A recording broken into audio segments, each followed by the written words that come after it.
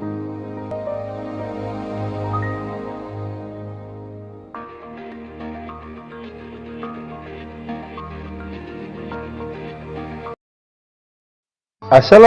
warahmatullahi wabarakatuh. Sahabat semuanya, bertemu kembali dengan channel pendidikan Diskusi Hukum. Di video kali ini, saya akan membahas tema tentang KDRT atau kekerasan dalam rumah tangga. Di sini akan dibahas tentang poin-poin penting dan penjelasan dari Undang-Undang Nomor 23 Tahun 2004 tentang penghapusan kekerasan dalam rumah tangga. Oke, kita simak ya.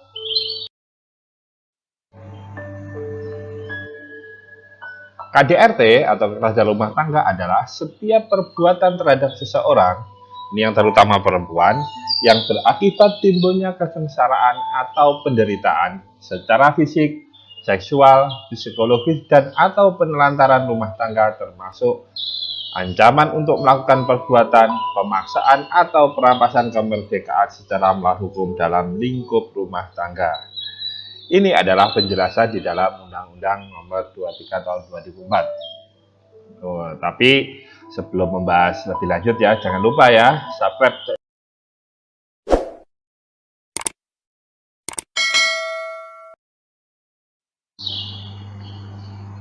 Lingkup rumah tangga, ya ini yang dimaksud dalam rumah tangga di pasal 2 itu. Yang pertama adalah suami, istri, dan anak.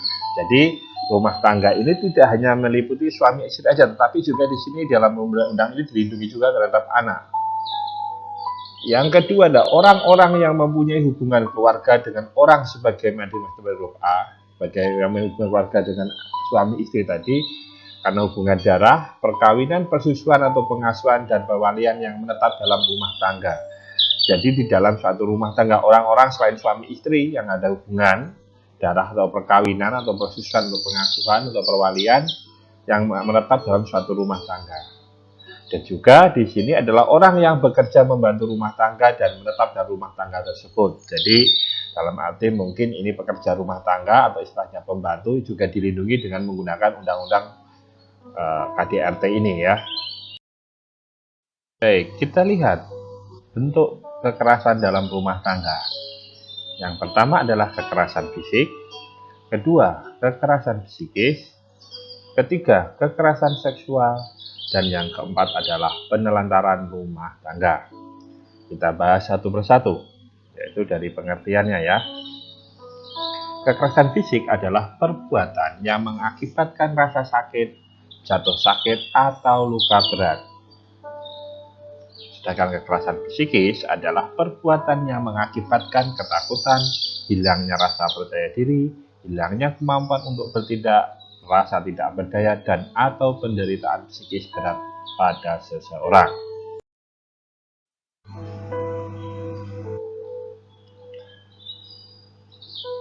Kekerasan seksual meliputi perbuatan pemaksaan hubungan seksual yang dilakukan terhadap orang yang menetap dalam lingkup rumah tangga tersebut. Pemaksaan hubungan seksual terhadap salah seorang dalam lingkup rumah tangganya dengan orang lain untuk tujuan komersial dan atau tujuan tertentu.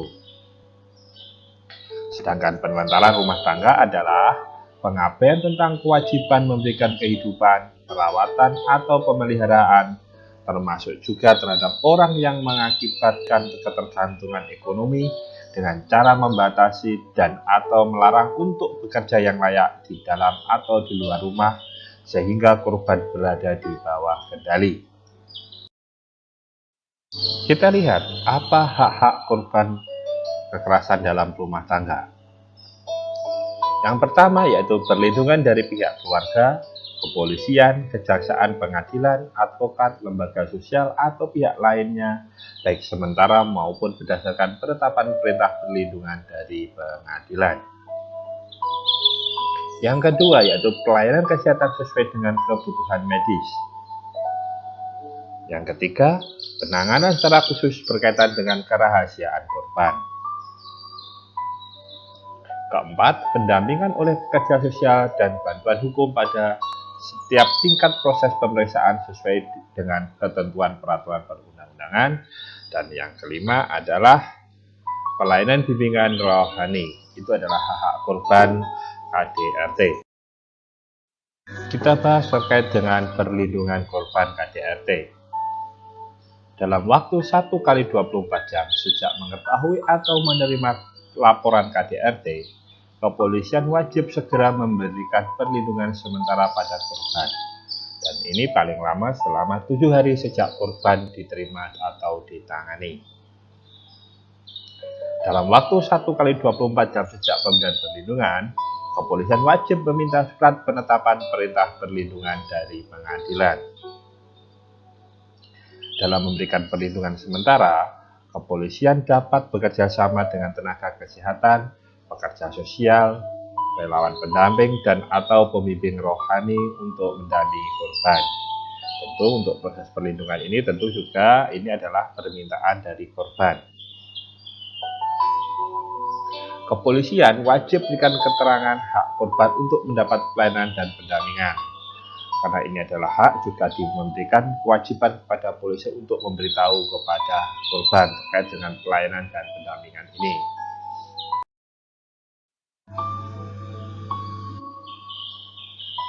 Kita lihat apa itu rumah aman. Korban yang memerlukan perlindungan dengan penetapan pengadilan berada di dalam rumah aman atau tempat tinggal alternatif.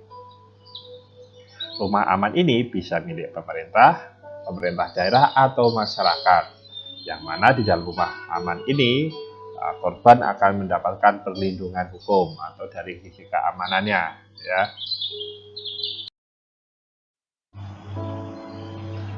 Pendampingan korban, kita lihat dari pasal 23 ya. Relawan pendamping menyampaikan korban dapat didampingi pendamping dari tingkat penyidik, penuntutan, atau pemeriksaan pengadilan dengan membimbing korban untuk secara objektif dan lengkap memaparkan KDRT yang dialaminya. Jadi pendamping ini untuk mendampingi korban dalam proses persidangan, agar korban mampu secara objektif dan lengkap memaparkan kejadian-kejadian yang dialami sehingga dia menjadi korban kekerasan dalam rumah tangga.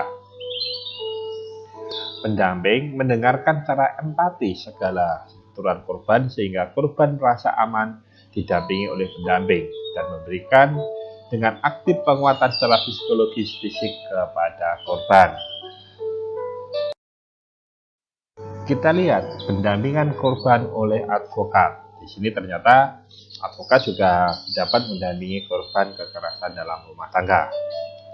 Dalam melakukan pendampingan advokat ini wajib yang pertama yaitu memberikan konsultasi hukum yang mencakup informasi mengenai hak-hak korban dan proses peradilan.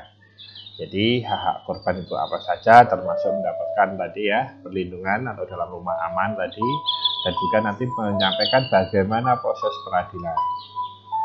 Yang kedua, mendampingi korban di tingkat penyidikan, penuntutan, dan pemeriksaan dalam sidang pengadilan, dan membantu korban untuk secara lengkap memaparkan KDRT yang dialaminya. Sama hanya seperti pendamping yang biasa tadi ya. Dalam persidangan dia juga untuk membantu untuk memaparkan kejadian tindak pidananya. Dan yang terakhir adalah melakukan koordinasi dengan sesama penegak hukum, relawan pendamping, dan pekerja sosial agar proses peradilan berjalan sebagaimana mestinya. Itu adalah peran advokat ketika mendampingi korban kekerasan dalam rumah tangga. Kita lihat bagaimana tentang pelaporan tindak pidana. Pelaporan tindak pidana KDRT ini dilakukan oleh korban atau korban dapat memberikan kuasa kepada keluarga atau orang lain. Jadi di sini korban dapat memberikan kuasa pada orang lain yang untuk melaporkan tindak pidana. Dalam hal korban adalah seorang anak, laporan dapat dilakukan oleh orang tua, wali, pengasuh, atau anak yang bersangkutan. Ya, ini. Jadi untuk korbannya anak-anak ya.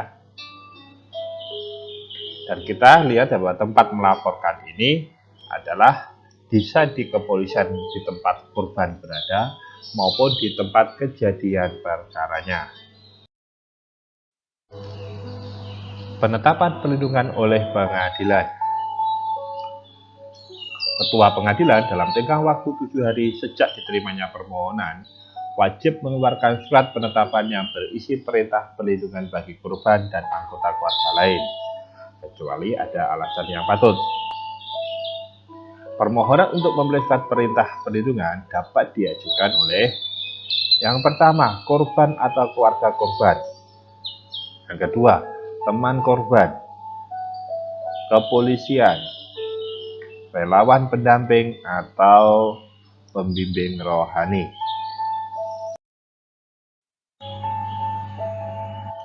Cara mengajukan perlindungan oleh pengadilan tadi ya, yaitu permohonan perintah perlindungan disampaikan dalam bentuk lisan atau tulisan. Jika diajukan secara lisan, panitera pengadilan negeri setempat wajib mencatat permohonan tersebut. Jadi dibuatkan catatan oleh panitera pengadilan. Dalam hal permohonan perintah perlindungan diajukan oleh keluarga, teman korban, kepolisian, relawan pendamping, atau pembimbing rohani, maka korban harus memberikan persetujuannya.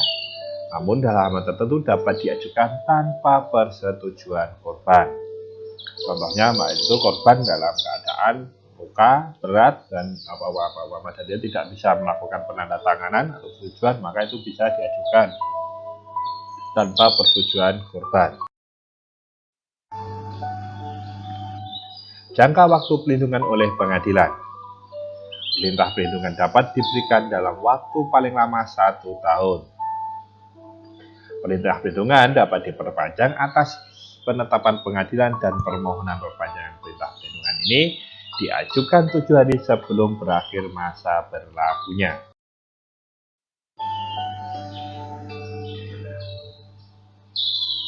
Pelanggaran perintah perlindungan. Dengan bukti permulaan yang cukup dapat menangkap dan melakukan penahanan tanpa surat perintah terhadap pelaku yang diyakini telah melanggar perintah perlindungan, walaupun pelanggaran tersebut tidak dilakukan di tempat polisi bertugas. Jadi di sini kepolisian diberi kewenangan untuk melakukan penangkapan dan penahanan terhadap pelanggaran ini ya. Penangkapan yang dapat dilakukan dengan penahanan dalam jangka waktu 1 kali 24 jam. Penangkapan dan penahanan wajib diberikan surat perintah penangkapan dan penahanan setelah 1 kali 24 jam. Dan penangguhan penahanan tidak berlaku terhadap penahanan ini. Jadi apabila yang seorang ini pelakunya ini melakukan penangguhan penahanan, maka itu sudah secara hukum tidak bisa diberikan karena tidak berlaku penangguhan penahanan. Laporan pelanggaran perlindungan ke pengadilan. Korban, kepolisian, atau relawan pendamping dapat mengajukan laporan tertulis tentang adanya dugaan pelanggaran terhadap perintah perlindungan. Pelaku diperintahkan menghadap ke pengadilan dalam waktu 3 kali 24 jam guna dilakukan pemeriksaan oleh pengadilan di tempat pelaku pernah tinggal bersama korban pada waktu pelanggaran diduga terjadi. Apabila pelaku telah melanggar perintah perlindungan dan diduga akan melakukan pelanggaran lebih lanjut, maka pengadilan dapat mewajibkan pelaku untuk membuat pernyataan tertulis yang isinya berupa kesanggupan untuk mematuhi perintah perlindungan. Jika tidak mengindahkan kesanggupan, pengadilan dapat menahan pelaku selama 30 hari.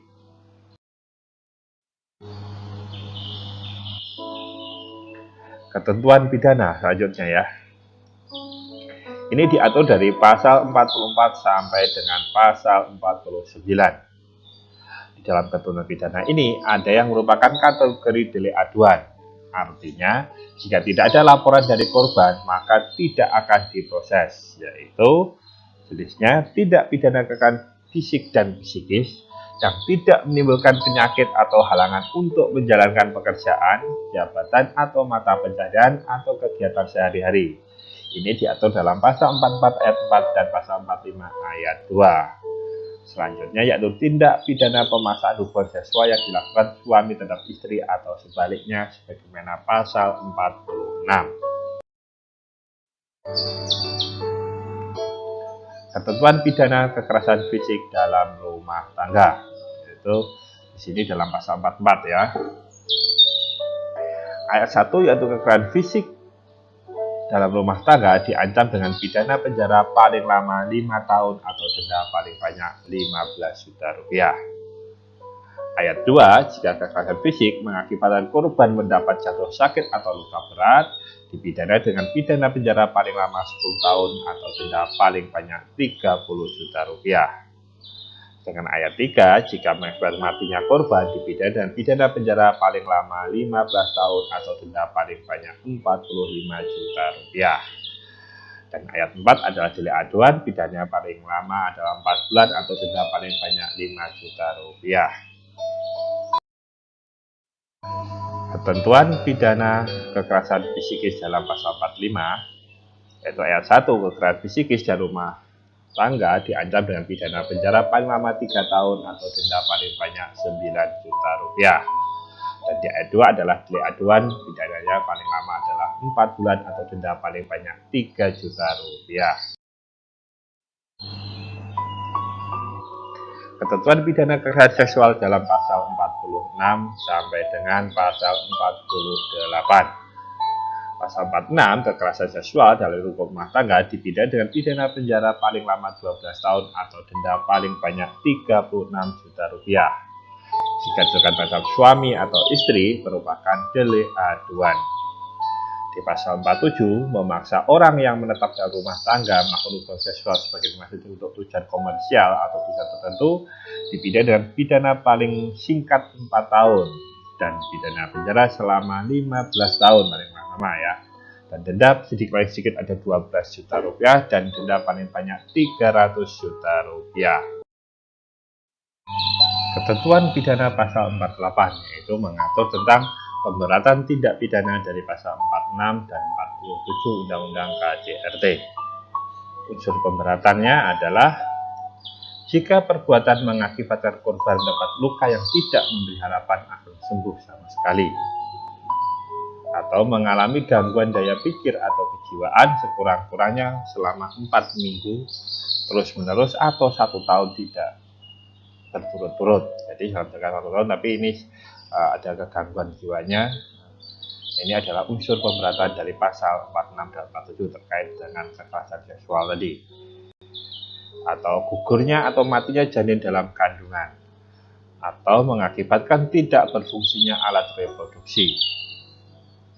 Di sini mengakibatkan ancaman pidananya adalah menjadi paling singkat 5 tahun dan pidana penjara paling lama 20 tahun atau denda paling sedikit 25 juta dan denda paling banyak sebesar 500 juta rupiah. Ketentuan pidana tentang penelantaran rumah tangga dalam pasal 49. Orang yang menelantarkan orang dalam lingkup rumah tangganya, padahal menurut hukum yang berlaku baginya atau karena persetujuan atau perjanjian, ia wajib berikan kehidupan, perawatan, atau pendidikan kepada orang tersebut. Ya, ini contoh seorang suami yang menelantarkan istri dan anak-anaknya ya. Benar juga berlaku bagi setiap orang yang mengakibatkan ketergantungan ekonomi dengan cara membatasi atau melarang untuk bekerja yang layak di dalam atau di luar rumah sehingga korban berada di bawah kendali orang tersebut. Ini apabila dilarang untuk bekerja, ini juga sama juga ya. Nah, ancaman pidana penjara paling lama adalah 3 tahun dan denda paling banyak 15 juta rupiah. Kita lihat di sini ada namanya pidana tambahan dalam pasal 50. Yaitu hakim dapat menjatuhkan pidana tambahan kepada terdakwa yaitu sebagai berikut. Yaitu pembatasan gerak pelaku bagi yang bertujuan untuk menjauhkan pelaku dari korban dalam jarak dan waktu tertentu maupun pembatasan hak-hak tertentu dari pelaku. Contohnya, apabila pelaku suami istri ini melakukan kekerasan sehingga di situ dijauhkan, yaitu tidak boleh mendekat dalam radius selama 50 meter umpama begitu, atau diberikan haknya untuk tidak boleh bertemu dengan istrinya atau anaknya. Selain itu, ada penetapan pelaku mengikuti program konseling di bawah pengawasan lembaga tertentu. Jadi diminta untuk konseling sehingga dia tidak melakukan kekerasan. Gitu. Ada kekhususan dalam pemeriksaan persidangan yaitu dalam pasal 55, yaitu sebagai salah satu alat bukti yang sah, keterangan seorang saksi korban saja sudah cukup untuk membuktikan bahwa terdakwa bersalah. apabila disertai dengan suatu alat bukti yang sah lainnya. Jadi dalam pembuktian, keterangan korban dan alat bukti yang sah lainnya bisa digunakan untuk membuktikan kesalahan dari terdakwa. Terima kasih sudah menonton video ini. Jika ada pertanyaan silahkan disampaikan di kolom komentar.